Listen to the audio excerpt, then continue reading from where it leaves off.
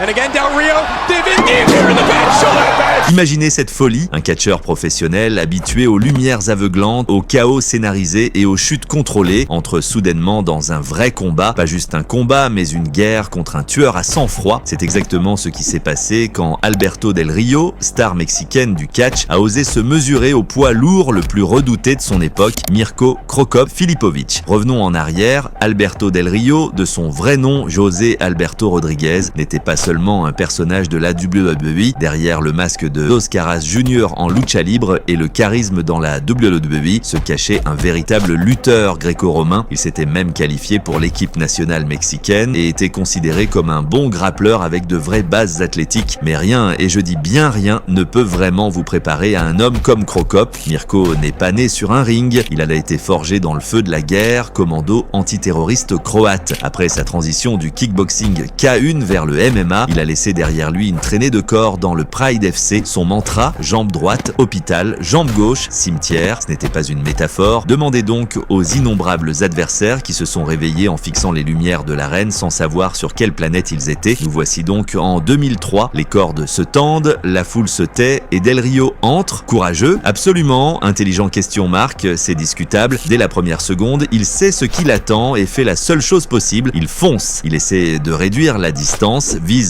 le corps à corps, peut-être amener le combat au sol. C'était sa seule vraie chance. Mais Cro Cop, il n'est pas là pour faire des câlins. Mirko le traque calmement comme un prédateur suit un touriste égaré, sans émotion, sans mouvement superflu. Il esquive la charge désespérée et dans un seul souffle, crac, il déclenche son légendaire high kick du gauche.